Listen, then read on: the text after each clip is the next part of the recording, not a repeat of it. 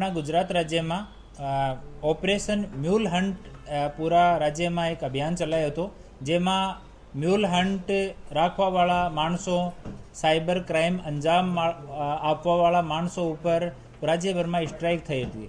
એમાં માનનીય deputy CM સાહેબ, માનનીય ડીજીપી સાહેબનો નિરંતર નિર્દેશન અને માર્ગદર્શન હતો. આપણા રાજકોટ જિલ્લામાં માનનીય ડીઆઈજી નિલિપ્તરાય સાહેબના માર્ગદર્શનમાં ઓપરેશન મ્યુલ હન્ટમાં વ્યવસ્થિત કામગીરી કરવામાં આવી.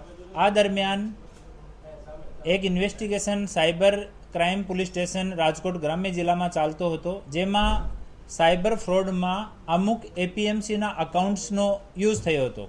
એની તપાસ ચાલતી હતી. આ તપાસ દરમિયાન ગોંડલના રહેવાસી અમુક લોકો બીજી જો એપીએમસીની પેઢીવાળા છે, આ લોકોને દબાણ કરીને એને જાનથી મારવાની ધમકી આપીને સોશિયલ મીડિયા ઉપર આ લોકોને બદનામ કરવાની, એની પીઢી અને વ્યાપારને બદનામ કરવાની ધમકી આપીને એ લોકો એક્સ્ટોર્શન આચર્યો હતો. આ લોકોમાં 3 લોકો છે.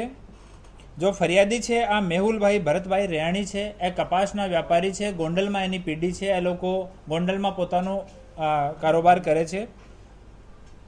આ મેહુલભાઈ પાસે એક ભૌતિક બોગરા કરીને માણસ નોકરી ઉપર આવ્યો હતો. થોડા સમય નોકરી કરી પછી ત્યાંથી નીકળી ગયો અને અમુક ડોક્યુમેન્ટ્સ ચોરી કરીને એ ચોરી કરેલા ડોક્યુમેન્ટ્સ હિતેશ સાકરિયા અને પિયુષ રાદડિયાને આપ્યા. અને એ ત્રણે મળીને કે એ તમારા બધા ડોક્યુમેન્ટ્સ છે, અમે જીએસટી વિભાગને આપીશું. એક એ લોકો અશ્વિનના નામથી એક ખોટો લેટર સોશિયલ મીડિયામાં વાયરલ કર્યો અને આ સોશિયલ મીડિયાના લેટરથી આ ફરિયાદીને ધમકી આપી કે જે તમે અમને પૈસા નહીં આપશો તો સીજીએસટી વિભાગમાં, ઈડી વિભાગમાં, પોલીસ વિભાગમાં તમારા વિરુદ્ધ અમે લોકો કાર્યવાહી કરવાના છીએ અને સાથે સાથે અમે લોકો તમને એટલો બદનામ કરી દઈશ કે તમે પીડીથી કારોબાર કરી નહીં શકશો. અહીંયા આ વ્યાપારી 2 વખત આ લોકો સાથે ગોંડલમાં મુલાકાત કરી. એક વખત કોર્ટની પાસે મુલાકાત કરી ત્યારે ત્યાં હિતેશભાઈ સાકરિયા મોટા ભાદરા જામકંડોરણા, પિયુષભાઈ રાદડિયા ગોંડલ મોહન પાર્ક રાજકોટ અને એક અજાણ્યો શખ્સ હતો જે વકીલ જેવી ડ્રેસમાં હતો, એની શોધખોળ અમે લોકો કરી રહ્યા છીએ. એ લોકો ત્યાં હતા અને એ લોકો ધાક ધમકી આપીને 30 લાખ રૂપિયાની માંગણી કરી. પછી અરજદારે રિક્વેસ્ટ કરતાં 21 લાખ રૂપિયામાં મામલો સેટલ થયો. એ લોકો 21 લાખ રૂપિયા અરજદાર પાસેથી લઈ લીધેલ. એના પછી આ હિતેશ સાકરિયાએ પોતાના ફેસબુક અને બીજી જગ્યાથી એના વિરુદ્ધમાં પોસ્ટ કરવાનો બંધ કરી દીધો. હવે આ 3 મહિના જૂની વાત છે. પછી હવે 5 દિવસ પહેલાં ફરીથી આ હિતેશ સાકરિયાએ અરજદારને ફોન કરીને જણાવેલ કે એ જો તમે રૂપિયા આપ્યા હતા એ બધા રૂપિયા તો ભૌતિક અને પિયુષ રાદડિયાએ લઈ લીધા. અમને અમારા પૈસા હિસ્સાના જોઈએ, નહીં તો હું ફરીથી તમારા વિરુદ્ધમાં આ સારી વસ્તુ શરૂ કરીશ. અને આમાં જ્યારે એ લોકો મુલાકાત કરી અરજદાર સાથે ત્યારે એ લોકો ધમકી આપી કે જે પોલીસને કે કોઈ એજન્સીને તમે જાણ કરશો તો તમને જાનથી મારી નાખીશ. આમાંથી જો એ પિયુષ રાદડિયા છે એના વિરુદ્ધમાં ઓલરેડી 6 ગુના દર્જ છે અને રાજકોટ ગ્રામ્ય જિલ્લાનો હિસ્ટ્રી સીટર છે. અને બીજા 2 માણસો છે હિતેશ સાકરિયા અને ભૌતિક બોગરા, એના ગુનાહિત ઇતિહાસની શોધખોળ હાલ ચાલુ છે. 3 લોકોને બીએનએસની કલમ 308(5) મુજબ ગુનો દાખલ કરીને અટક કરવામાં હાલ આવ્યા છે અને આગળની તપાસ ચાલુ છે. હું આપના માધ્યમથી તમામ વ્યાપારીઓને નિવેદન કરવા માંગુ છું કે આપના વ્યાપારમાં જે કોઈ ટેક્સ સંબંધિત ઊંચ નીચ રહેશે તો એની કાર્યવાહી કરવા માટે આપણા દેશમાં ભારત સરકારની અને રાજ્ય સરકારની ટેક્સેશનની એજન્સીઓ છે. જીએસટી રાજ્ય સરકારની પણ છે અને કેન્દ્ર સરકારની છે. ઇન્કમ ટેક્સ, ઈડી અલગ અલગ એજન્સીઓ છે જે પોતાનું કામ કરે છે.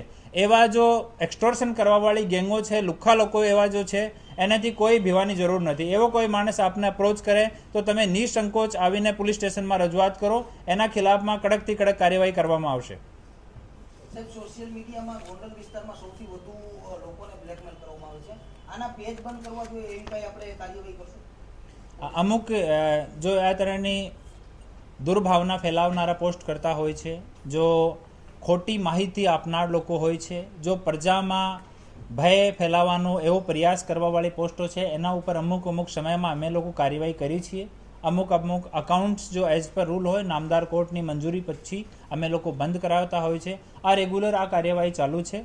પર જો આ એક્સ્ટોર્શનવાળો છે બહુ અલાર્મિંગ છે. વ્યાપારી ભાઈઓથી હું ફરીથી નિવેદન કરું છું કે આ લોકોથી કંઈ ભીવાની જરૂર નથી. આપ નિસંકોચ સામે આવીને અને રજૂઆત કરો. નિશ્ચિત રૂપથી આપની મદદ કરવામાં આવશે.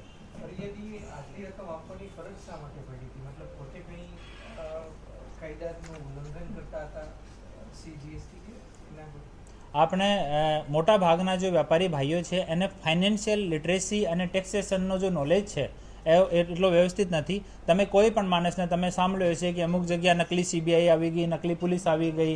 આ ભયનો ફાયદો ઉઠાવીને એવા જો અપરાધી લોકો તત્વ છે એનો ફાયદો ઉઠાવે છે. તો એના માટે જ આ દબી ગયો. બાકી આનો વ્યવસ્થિત કામ છે, કપાસનો વેપારી છે, અને તેમ છતાં એના કામકાજમાં ટેક્સ સંબંધી કોઈ અનિયમિતતા રહેશે તો એને જોવા માટે એ લોકો અધિકૃત નથી. એની માટે આપણે સરકારી એજન્સીઓ છે એ પોતાનું કામ કરશે.